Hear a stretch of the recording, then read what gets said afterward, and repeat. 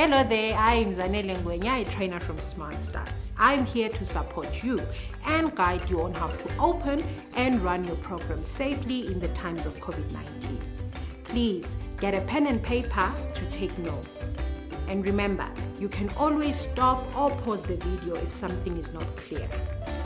The early years are the most important stages in a child's development, and we have to ensure that they get the best possible start.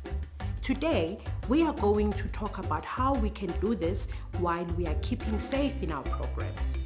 Because of coronavirus, our normal routines have had to change, but we need to ensure that children are always safe. Remember, our programs should be filled with play, learning, and fun. The first most important thing is to help children learn the 4 important safety behaviors. This poster will help you remember them and teach children. They are: always cover a cough or sneeze with your sleeve or elbow. Pretend you are in a bubble and you can only touch the edges. Try not to let anyone into your bubble, but don't worry if sometimes they do. Clean your hands lots of time each day. Use soap and water to do it slowly and carefully.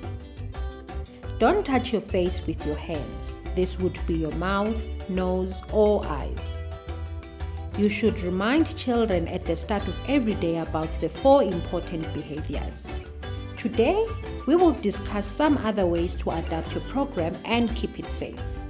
Firstly, you will need to change how you receive children in the morning. Make sure that all children remain outside as you screen them one by one to enter the program venue. This is important so that we can stop the spread of COVID-19.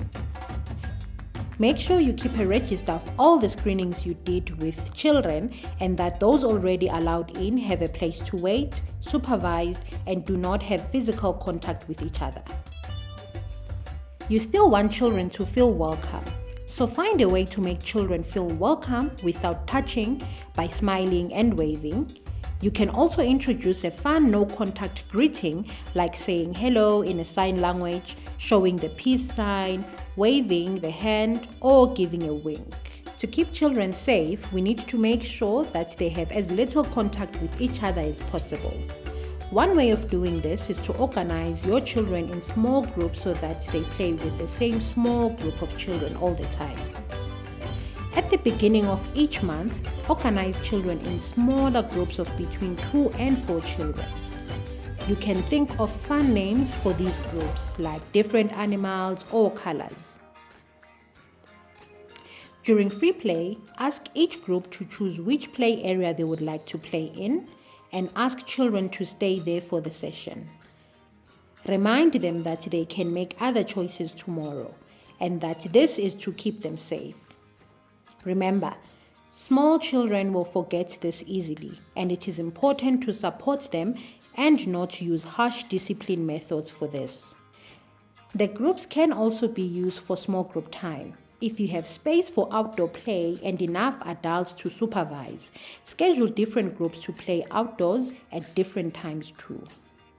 You will also need to rearrange your space to ensure physical distancing by helping children to keep at least 1 meter apart. You can mark different play areas using tape on the floor. When children need to be seated, for example for meal times and small group time, you can give each child a special place or a chair. For story time, mark out places for children to sit on the mat using tape or colored stones. Remember, physical distancing is not reason to leave children with nothing to do. Make sure children always have things to play with so you support active learning. If you have a bigger group who are difficult to manage, you might also want to spend more time in story time, small group time, and large group time longer, and shorten free play time if necessary. If possible, move lessons and activities outdoors. Young children love being outdoors, and it is safer for them to learn outside than inside at the moment. If it's not possible, ensure that there is lots of good ventilation in your program with windows kept open as much as possible.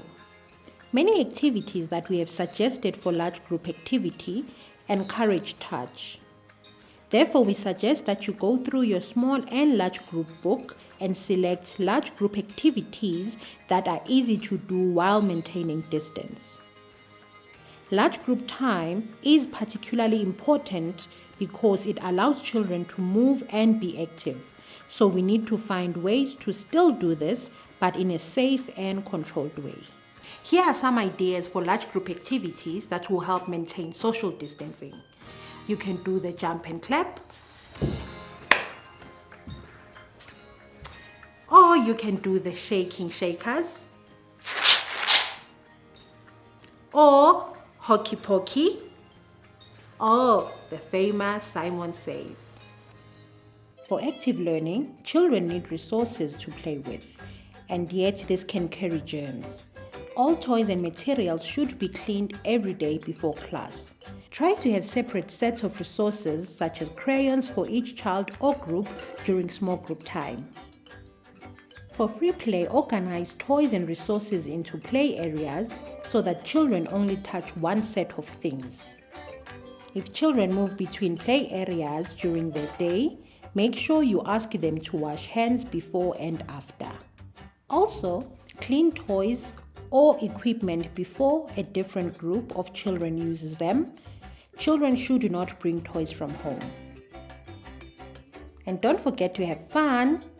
You can make the key behaviors fun, like making your own hand washing song. Remember, it needs to be at least 20 seconds. Importantly, your program needs to ensure that children keep apart so that germs don't spread.